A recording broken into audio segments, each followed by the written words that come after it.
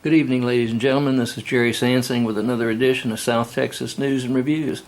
This is a beautiful Friday, May the 31st, 2019, and there are the air times for the show, and it varies on which station, public access station you run into and try to use.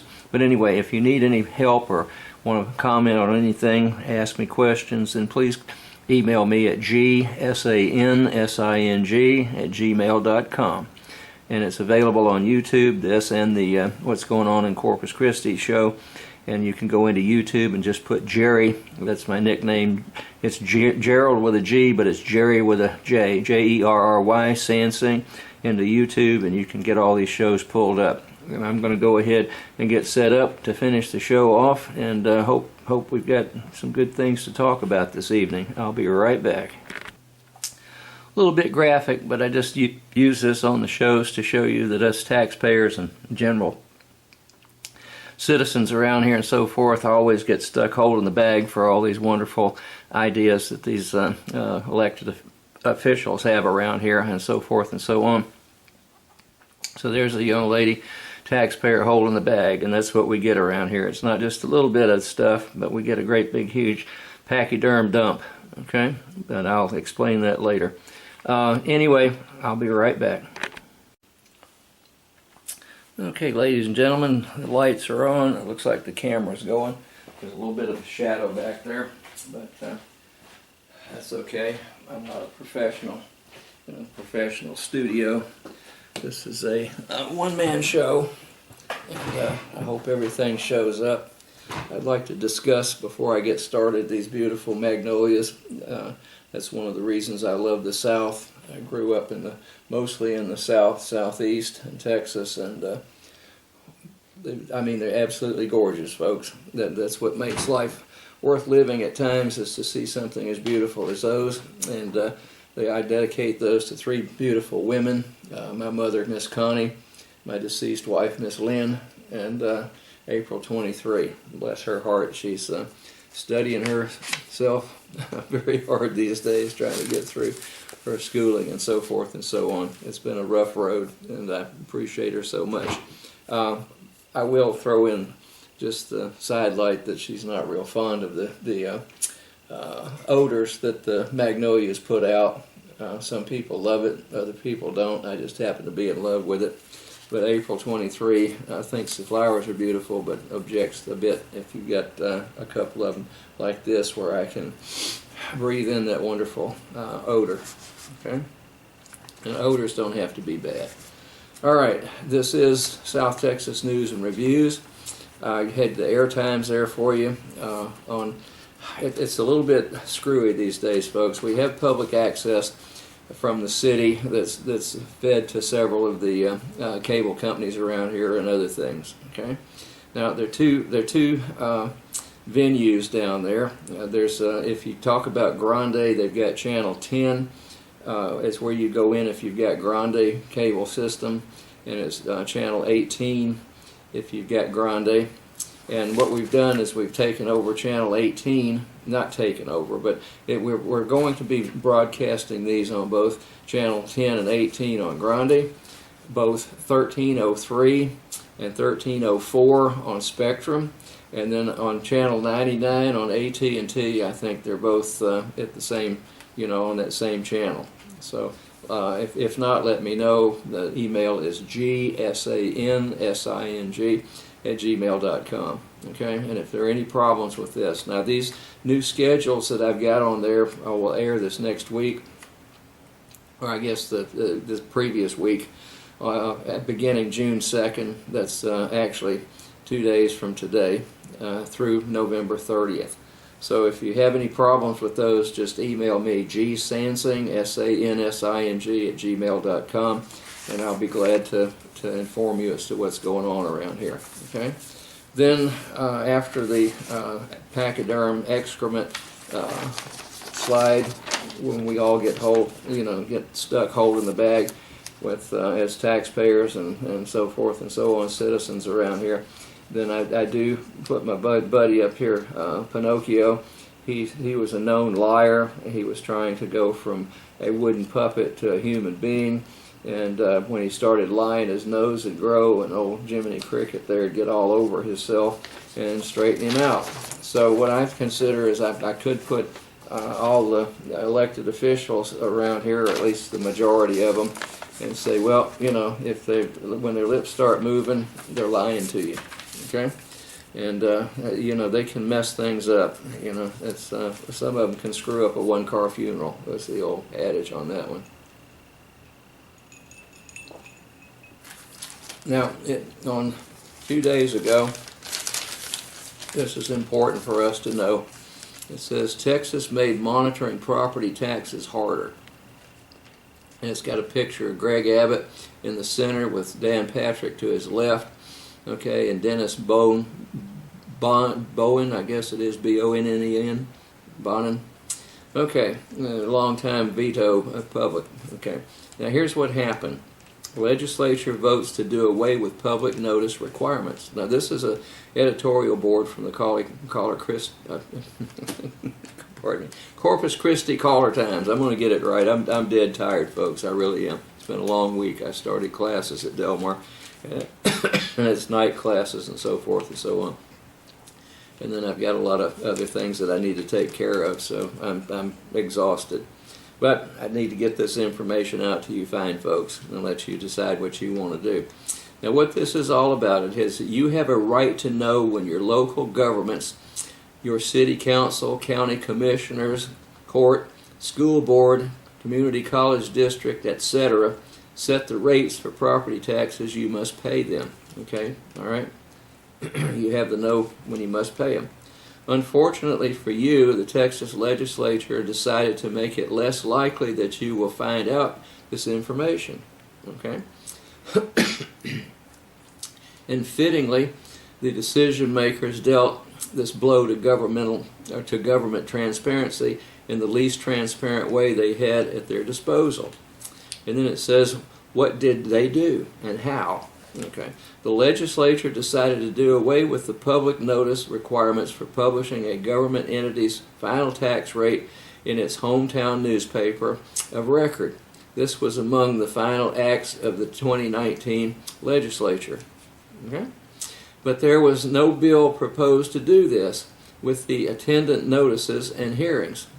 If a bill had been filed like normal, there'd have been a storm of editorial condemnations in Texas news publications.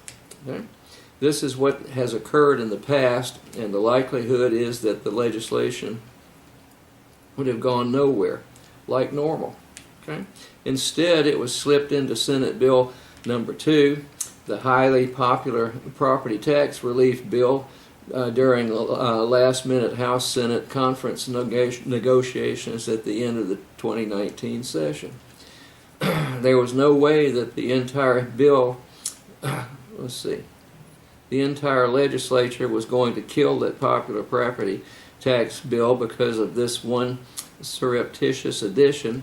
That is, if the senators and representatives who weren't on the conference committee and voted on the final product bothered to notice the change.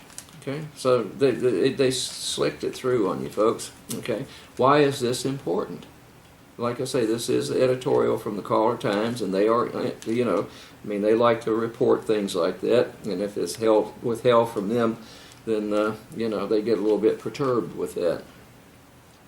You could argue that nobody reads newspapers cover to cover like many people used to do, and you'd be right. You could argue that the government entities can publish the information on their websites. Indeed, this has been argued in the past. But ask yourself, do you start your day checking the websites of the various governmental entities represented in your tax bill just to see what's news? I don't. If not, is this a habit you will adopt? Okay? Be honest, and they, you know, they just want you to answer that, and honestly, I don't have the time to do that. That's assuming, of course, that you're digitally connected. Even today, not everyone is. That means to the internet and all that good stuff. And again, it also assumes that you're looking specifically for that information. And that's another problem with what the legislature did. This information doesn't just need to be there for people who are looking for it specifically. It also needs to be where people need to know it and aren't looking for it, can stumble upon it while browsing for other information, like baseball box scores and a favorite cartoon strip. Wow. Okay. That source of information they expect and don't expect is their newest newspaper of record. It continues to be most reliable platform for getting this important news out to the widest variety of people who might need it and who have a right to know. So they're proponents of your newspaper being privy to this information and publishing that. Okay? Why do we care? Full disclosure. Obviously, the public notice requirement is a guaranteed revenue source for newspapers. Okay? But our bottom lines are not the actual bottom line here. The bottom line is that the public has a right to know, and the government has a responsibility to operate in the open. They want to do that, folks, not these elected officials. Okay? We're just the reliable conduit. The legislature has decided to allow your local governments to operate less openly. Okay? Not only that, but the legislature found a backdoor way to decide it. What can be done is the next question. But fortunately, the government can't line item veto this part of the SB 2 because it's not an expenditure, and we won't expect him to veto SB 2. Okay, that's a Senate bill. You can let your state senator and representative know this is important to you and to rectify it as soon as possible, which may not be until 2021. And you can let your elected local officials know that although they don't or they won't be required by law to do the right thing and fulfill this traditional commitment to transparency, they still can do it. Okay? So, here we go again with these elected officials. And I'm just going to interject this before I get into some other stuff with Del Mar College and the city and the state and, the politics on Mars and everything else under the sun. Now, I am so sick and tired. I turn the TV off most of the time. My favorite station these days is OFF. Okay? Now, if you try to listen to the news, it's full of news about a bunch of kindergarten kids on the playground jihading each other. That's what that happens at the federal level and at the state level. Here's an example of it right there. Okay? Now, I just cannot believe that we have sunk this low in the American tradition of democracy and so forth that we are constantly trying to slit each other's throats. Rather than work together and get things done, then, we've got this big problem. And then the racial overtones and the bigotry and so forth is just phenomenal these days. If I have a chance, I'm going to read a letter to the editor that was published about a week or two ago in the Caller Times, and it is written by a person who is the head of the NAACP around here, and he blames people with white skin for a whole bunch of problems.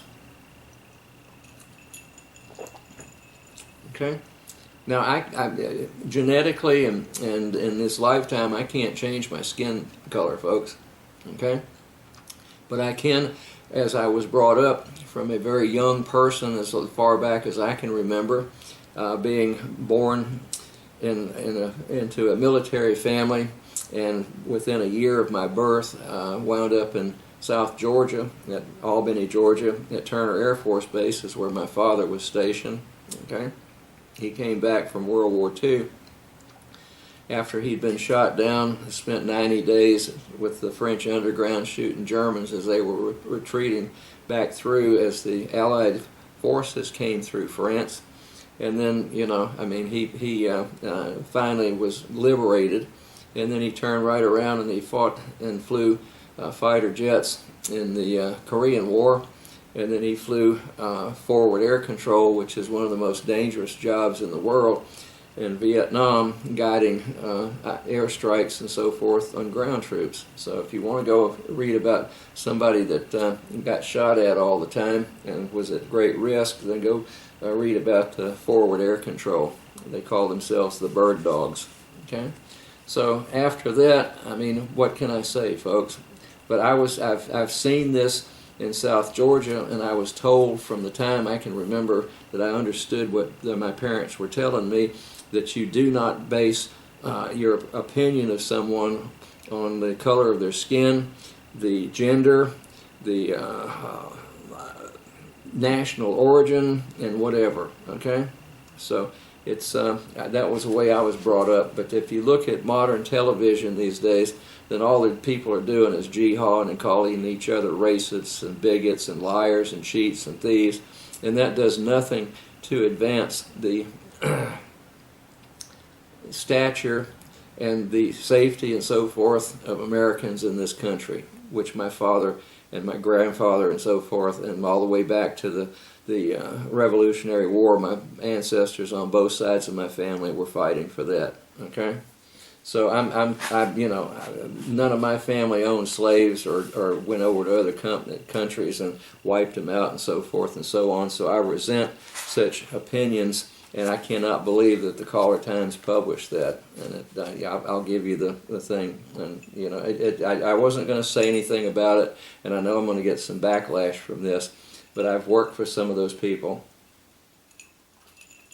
when I was going to go out and raise money to buy fourplexes around Del Mar College within walking distance of the Early Childhood Center, and take some of those poor people out of Washington Coles and Hillcrest and have them moved from that area of town when they were destroying all of those public housings and so forth, and then go ahead and work with the foundation at Del Mar to provide them, the single parents, particularly the females, with tuition money from the foundation, and to go over there and have them be able to drop their kids off at a very safe place, which is that Early Childhood Center, which I find out now is closed down because of a mold problem. And since I have a PhD in microbiology with a second major in biochemistry, and I've studied microbial biochemistry since 1968, and my master's degree thesis and my PhD dissertation was involving the production of toxins produced by molds, in particular fungi. Okay, and the toxicology thereof, and the biochemistry of them, how the organism puts them together, biosynthetic pathways, and a bunch of toxicology. And I've done toxicology with a lot of top people in the world. But see, I'm not supposed to know anything about that because that's the way Del Mar College handles things. Okay, now I'm going to go back to Del Mar College for a minute. And what I did was I am curious, and I wrote a Public Information Act request, and on April the 22nd I turned it in over there and had it registered and so forth, logged in at Del Mar College on that date, April 22nd, 2019. And I said, through my rights under the Texas Public Information Act, and I give the code number and so forth, I'm asking for this information, and I'm requesting the ability to review any and all documents and contracts that were formulated and signed between Del Mar College and the company/firm of AGCM Incorporated between January 1, 2009 and the date of this request. So I've shotgunned it. Okay. Now that company is the coordinating. They're not. They coordinate all the construction of all this insane money that Del Mar College has duped you fine taxpayers out of to build a bunch of facilities and so forth, and even up to a new campus, which will ultimately cost us over $500 million. That's your money there, taxpayers, and they can't justify that. And statistically and actually and factually, it isn't going to work. You've been duped. Okay, Now, what happened is I get this nonsense back from Tammy McDonald, the college PIA officer, that's the Public Information Act officer, okay, with 2 attachments. And this was May the 6th. They did get it to me, fairly soon, within the limit, sort of, kind of, maybe. I was called to see if that's all I wanted, was to see that one contract, or the contracts that were signed by Del Mar College for those services from that AGCM. All right. It says, thank you for this. It says, the college is seeking an Attorney General opinion for responsive documents related to your request for information. A copy of the AG letter is attached. As required, I have also attached a copy of the required third-party notice sent to the affected third party. Now, the third party to this is going to be the AGCM company. Okay, it's a private company. They bid on the services over there to, oversee the construction of all that $157 million of construction going on East and West Campus that you people had a bond election. I think that was back in 2014. And then the new construction that's going to go on, I guess, out there on the Southside campus at Rodfield.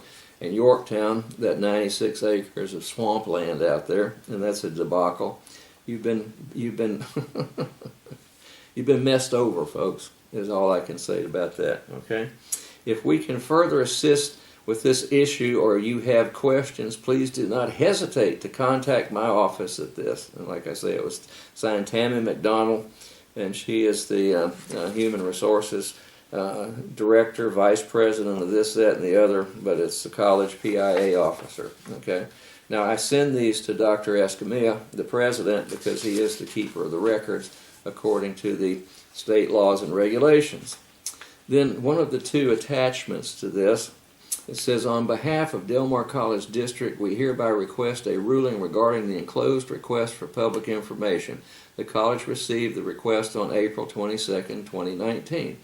Now, this is addressed to the Honorable Ken Paxton. He is the Attorney General, okay, in Austin, Texas. Okay, it says the requester has asked for certain contracts that include fee schedules and pricing information submitted in connection with a competitive request for qualifications process. Okay, this request implicates the rights of third party. As such, while the college takes no position on the applicability of any exception or to disclosure, it is providing third parties with an opportunity to assert and explain any exception to the disclosure of any of the requested information. Okay? By copy of this letter, we are informing the requester that the college seeks a decision from your office. We are also simultaneously sending the statutory third-party notices to the concerned third parties, I don't know if they're concerned or not, okay, informing them of their rights to submit a letter or brief to your office explaining any reasons that the requested information is accepted from disclosure under the Act. Okay? Pardon me. So, see if you can digest that. In other words, they're stalling me out. And this is signed by... It says, very truly yours, Augustin Rivera Jr., the General Counsel. He's the General Counsel that is on payroll at Del Mar College. And then there's a copy to me, and there was a copy sent to AGCM. Okay, they've got an office over there on Ocean Drive. Then, in addition to that, here was a letter sent to AGCM. In attention, P. Gale Anderson, CEO, and that's the Ocean Drive address over there. Request for decision under the Public Information Act. Ms. Anderson, Del Mar College has received a formal request for information. A copy of the request for information is enclosed. The requested information files include contracts between Del Mar College and AGCM Incorporated. The Office of the Attorney General is reviewing this matter and will issue a decision on whether Texas law requires the college to release these records. Taxpayers, you have no right to find out what contracts are being signed by Del Mar College and another contractor over there, and that's all tax money that you have said that you wanted to spend for all these boondoggles.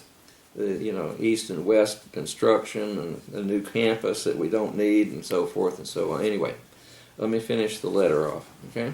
Generally, the Public Information Act requires the release of requested information, but there are exceptions. Okay. As described below, you have the right to object to the release of your records by submitting written arguments to the Attorney General that one or more exceptions apply to your records.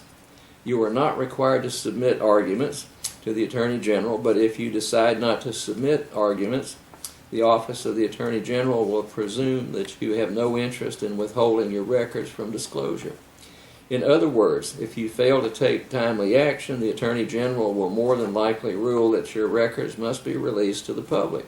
If you decide to submit arguments, you must do so no later than the 10th business day after the date you receive this notice. Now, this was sent out May 6th, okay?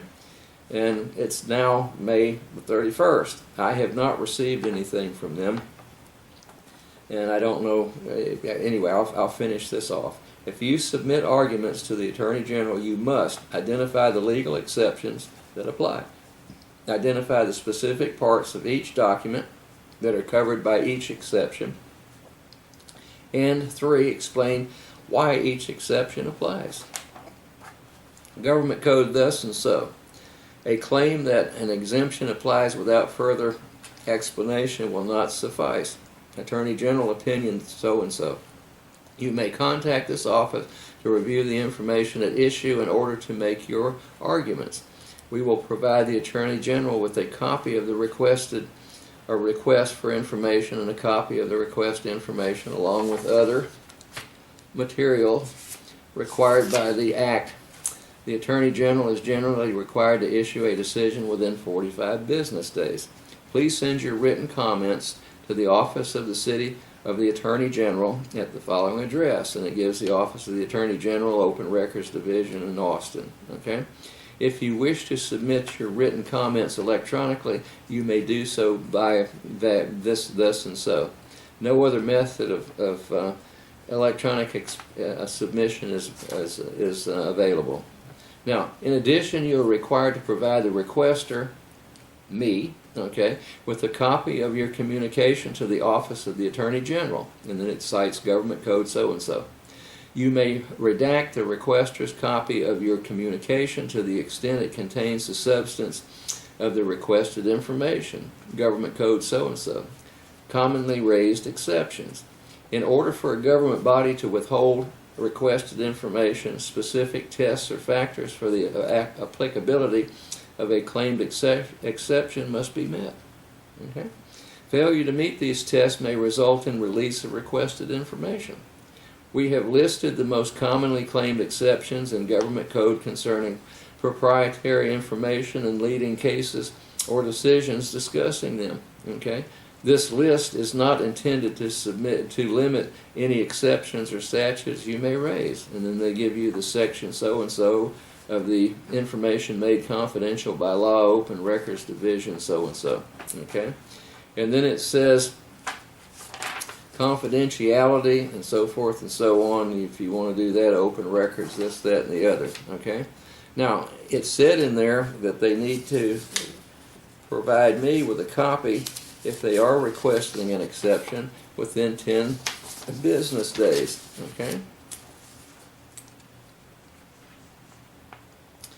In addition, you are required to provide the requester with a copy of your communication to the office and so forth. You may redact the copy. Okay? And it states that it's a 10 working day that you need to do that within. Okay? I haven't received any notice that they want to do that.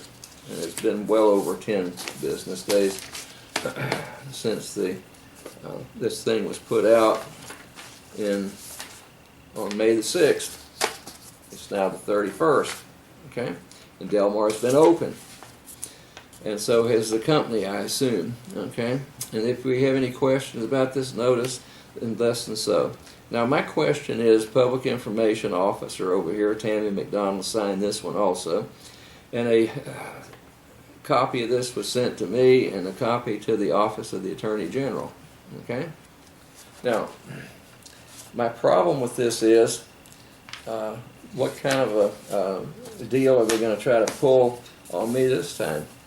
Now, what's happened in the past on some of my requests for information, and I'm fairly familiar with doing things like that, okay?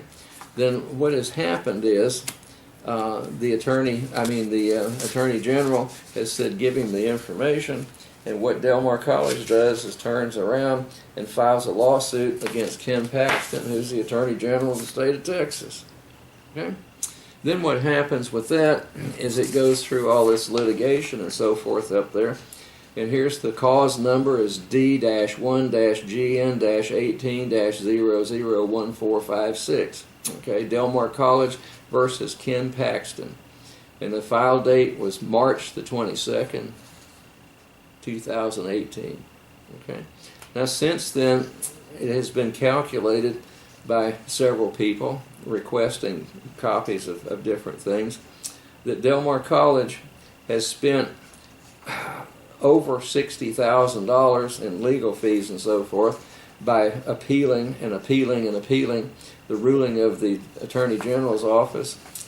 Mr. Paxton said give it to him, which means me.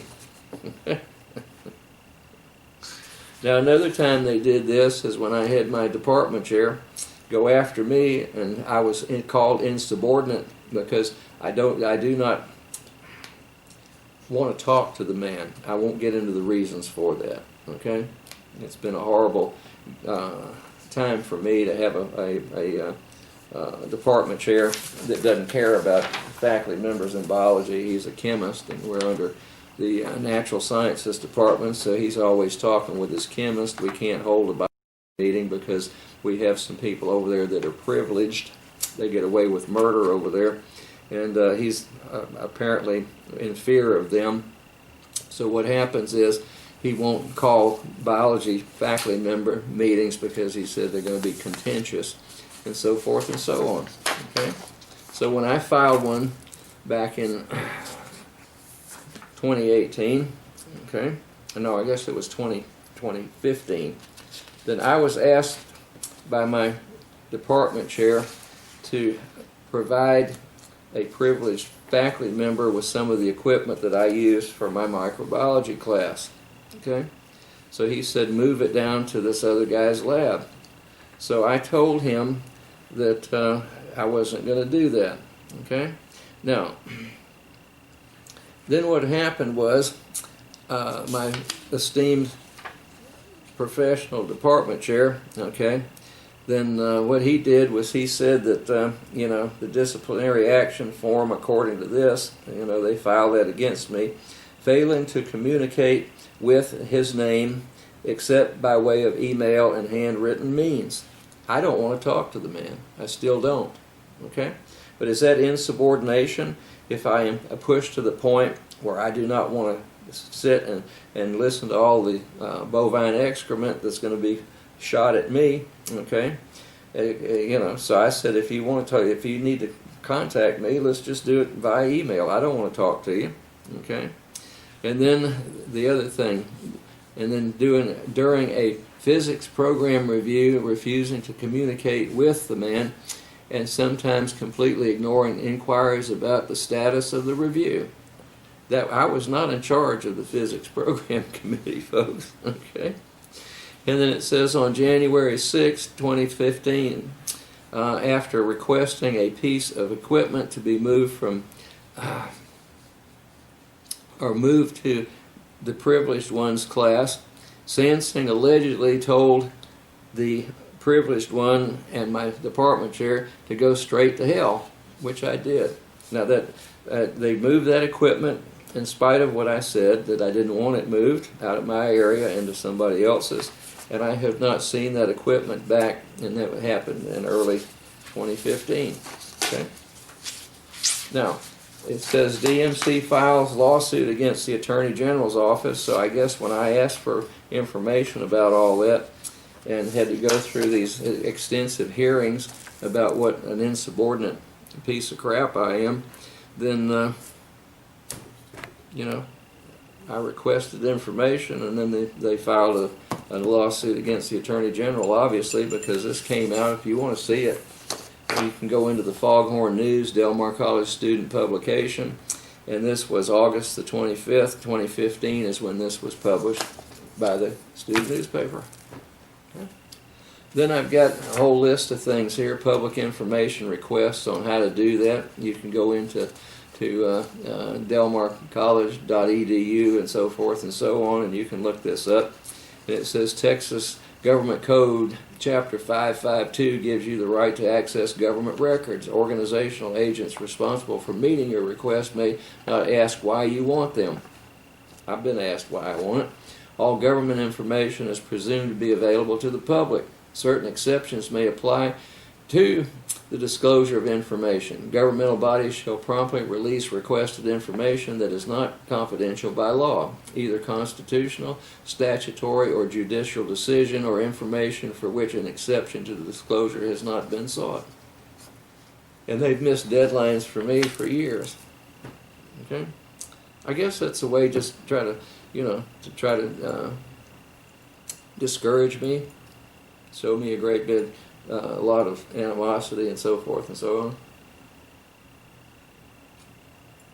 And I've seen it with all the Del Mar College is not an employee-friendly group any longer. Okay, it used to be. We were a family over there. Now they've divided that, and we have an administration over there that will take any and all reasons or excuses to go after a faculty member, particularly the ones that are full-time tenure track, okay, or tenured. Now, tenured at Del Mar College doesn't mean diddly, okay? They can just try to get rid of me at any time, and they have done that to tenured faculty members. We just had a case settled that started back in 2013 in January, and the person that was locked out of his office and had his personal items in his office taken out and essentially stolen. They have not returned any of that to the man. It's cost about $2 million in lawsuits and so forth. At least the man was able to go ahead and fight the system. And then it cost, I forget how many hundreds of thousands of dollars were a check that he got for his damages and so forth, plus his attorney's fees, which were a couple $100,000, I'm sure. Then you taxpayers out there are the ones that are paying for that, folks. And then I will go ahead and state this: there was a faculty member in the nursing department, and she has a similar situation to what's going on with me now. I'm going to get to that, but 3 disgruntled, salty students made some very derogatory statements about her because they were too damn lazy to go to class and pay attention, and so they blame the professor for that. Okay, now she's PhD, not one of these doctorates that they're preaching they've got at Del Mar College now. They're not doctors of philosophy. The top degree, it's not a Doctor of Education, which is not, I won't say substandard, but it's not the quality and the high academic achievement as a Doctor of Philosophy. Which brings me, at one time I had a dean, or I guess it was a VPI, that said I was not qualified to teach microbiology, chemistry, and so forth and so on, biology, because my doctorate said it was a doctor in philosophy. So if I have a doctorate in philosophy, then I can't teach those classes. I can teach only philosophy. Now, if we have administrators that are that damn stupid, folks, that they don't know the level of degrees, then what can I say? That one absolutely floored me. Okay? So a PhD, doctor in philosophy, in a discipline is the very highest academic achievement that you can make in any given field that you have a PhD in. Okay? I've got a PhD with 2 majors, not just 1, but 2, okay? And that's microbiology and biochemistry, and I have people at Del Mar College that say I don't know diddly about either one of them, and now they're trying to get students to complain about me. Now, I just found out that Coastal Bend College just lost a president up there because not only of nepotism, but the administration that she ran was capable of and condoned the changing of grades of nursing students, okay, to make the school look good. And I think the state found out about it, the state comptrollers, and they came in and investigated that, and then it was about $200,000 to $300,000 that Coastal Bend College up there, with their esteemed president, had to pay back. Now, it finally caused enough uproar that I think she's been relieved of her duties. Okay? That plus nepotism. Now, just recently, and I'm going to go ahead and report this, not as a fact yet, but I am investigating the fact that Del Mar College, and this was brought out in the dismissal hearing of that very fine PhD nursing professor at the behest, I guess, of 3 salty little whiny students, and there's a great animosity, and there are some racial tensions that go on over there in some of these departments, and that was one of them. Okay, so what happened was they had a dismissal hearing for that PhD nursing professor. Okay, one of the best I've ever met in my life, and I have been in the medical business since 1968 in medical research. I've had postdocs at University of Illinois Medical School and done a lot of work in the pharmaceutical industry, research on new antibiotics and other drugs. And I've had to hire physicians and so forth and so on and go into hospitals and see what was going on. So I'm very, very familiar with what goes on in the allied health, the nursing programs. Okay. Now, in this dismissal hearing of that particular faculty member, okay, then it was brought up that the grade changes were taking place at Del Mar College so that people would look better that way. Okay. Now, in addition to some faux pas with a person dying because of the inappropriate administration of a drug by a Del Mar College nursing student. Okay. And it astounded me because what the nursing program came back with under those circumstances said, well, that patient was going to die anyway. Now that's the philosophy. Okay. Now I am as popular as inflamed hemorrhoids and infected boils with this nursing program out here. Okay.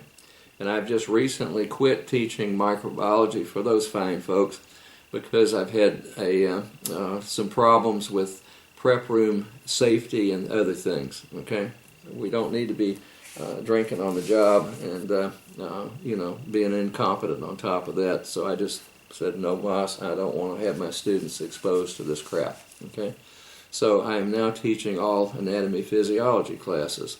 And then I was told in the beginning I wasn't qualified to do that, although I did teach A&P for about 10 years on Saturdays at adjunct pay for Del Mar College. And there are only 2 of us biology folks over there that teach A&P. One of them teaches the biology now, that actually went through a cadaver for 4.5 months in the medical school. Okay, now I was not a medical student, but I was invited to go and participate in a 4.5 month dissection of a human body. Okay, and it's painful breathing all that formaldehyde and stuff at that time. And I did that with the medical students, with the good graces of the head of the Department of Anatomy at the University of Illinois Medical School, where I was on the postdoctoral program doing research. Okay. But I don't know anything about how to teach anatomy physiology. Now, what we do is I've got the bylaws of the Board of Regents, which I'm not going to go through tonight. I don't have the time left, and we're about 3/4 of the way through this program, and I hope you're not bored yet. I just hope you know that you've been severely damaged by these bond elections that you've got. And then I did run into an article that I cut out of the newspaper on the January the 6th, 1998. Okay? And it was by Glenn A. Pugh. And Glenn A. Pugh is a Corpus Christi attorney. He urged the city to set up its own electric distribution system in a previous forum column on March the 26th, 1996. Okay? Now, Mr. Pugh was a real hoot, folks, and, you know, I appreciated him. But it says the cherry picking of Del Mar College. And I put this in the file over here on Del Mar Works. That was the sign for the 2016 bond election that you people passed. And that's the $139, I think it is, $139 million to get started out there building a new campus for 15,000. It started at 20,000 students, okay, at Rodfield Road in Yorktown, that swampland out there. Now, when the city dug up a bunch of dirt out there to take care of Rodfield and expand that by half a lane, it looks like hell out there, folks, and it's still not easy to go down Rodfield, okay. By the time you hit about Saratoga and on out, it's an abortion. But the deal that Del Mar College made with the city was they let the city put some facilities there, and equipment and so forth on the Del Mar College property right there where the two streets meet. If the city would go out there and dump a bunch of fill dirt that they dug up to do the highways in there, so I don't know how many more thousands. You could probably take the 5-6 inches off the entire Chinese country and put it out there and still not get the land elevated high enough to be out of the floodplains and so forth out there. And they're going to put in roughly a $500 million campus to house 15,000 students. Now, when we can't fill up the classrooms that we've got, and we're building $159,000 worth of them on the east and west campus, okay, and we've been stagnant as far as students go on campus. Actually, we're below that if you look at the dual credit students that don't go to campus. Then we have not exceeded what we've got today since 1992. And now we need all these new buildings, and we need a new campus out there to house 15,000 students. And you're being ripped off, folks. That's all I can say. So let me reinforce that, okay? And now we've got these guys with the construction companies around here, and I think they were AGCM. They're brilliant about this. They went to the board meeting the other day, and the one that was held in early May, and they were giving formulas on how they can figure out how many classrooms we've got and how occupied they are. Okay, so let's see, statistical supplement 9, ratios of outstanding debt. Okay, now if we take the debt that we owe today on the full-time student equivalent, okay, then the debt per student as we have the enrollment in 2018 was $33,108. Okay. Now, what it was back in 2009 is we had a debt ratio of $12,551 per student, and then it dropped in 2010, and it dropped again in 2011, and then it stayed about the same in 2012.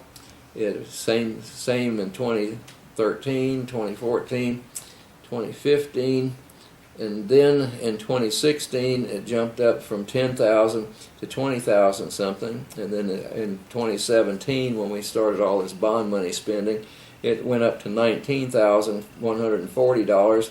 And then from 2017 to 2018, when we started all that unnecessary construction east and west and piddling around out there on the south side campus, it jumped the general debt ratios, okay, per capita for it to $33,000.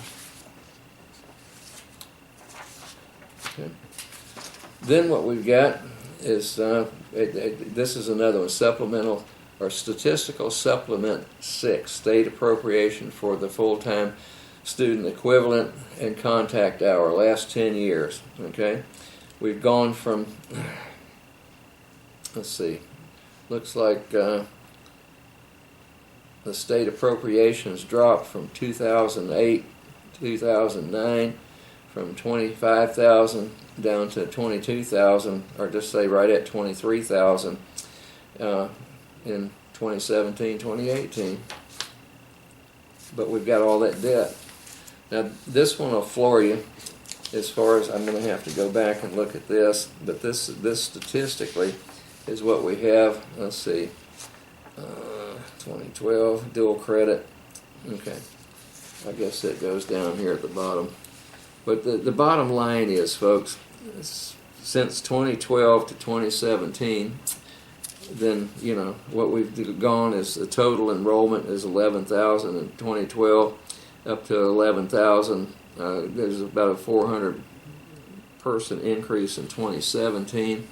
And then if you go back and look at what we've got in 1992, see we're at 11,476 enrollments, okay? And that does include the dual credit students. Now I'm going to go back and explain that. But we had 11,659 in 1992. And now we're up to 11,476, which is just a couple of hundred less than we had in 1992. But we're bursting at the seams, okay? And in between that, it's been up and down, okay? Now, in addition to that,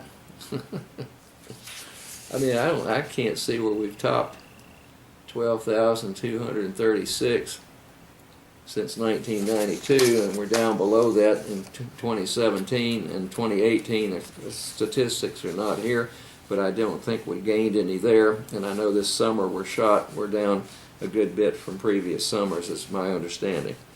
Okay, now, if we start looking at 2014, okay, that's when we started counting the dual credit students. Now those are our kids out here in the high schools and so forth and so on that are taking classes that are taught by college classes that are taught by high school teachers mostly at all the outlying high schools. And we're now going up to Coastal Bend College area up there in Beeville, and we've expanded out so we can get these numbers up so that we can preach this and at board meetings and stuff by the administration and look like we're really in need of $300 and something million so far, and then we've got another probably $400 million to go if we build that boondoggle campus out south. Okay. Now in 2014 we had a total enrollment of 10,439, but dual credit students in there, okay, were 1,416. These people most of them don't come to campus, okay, they're outlying areas, so the college credit enrollment was 9,000 and something. Same thing in 2015, same thing in 2016, and they don't have the 2017 numbers here. So we're actually lower than we were in 1992 as far as the enrollment goes. Okay. Now another thing that has been going on is the room utilization. Okay. Now if you take a look, and this is Del Mar's own numbers, this is 2017, the classroom utilization, okay, out there at the Northwest campus is 29.97%. The Center for Economic Development campus, okay, we've got classes going over there, and we've got a whopping 8.1% utilization of those during the week. Okay? And then on East Campus, where a lot of the courses are taught, it's 32.95%. West Campus, 26.17%. Total of all classrooms, all campuses is 284. Now what we're doing is we're building more classrooms at a great expense. Real high expense, okay? So what we've got is you're being messed over, folks.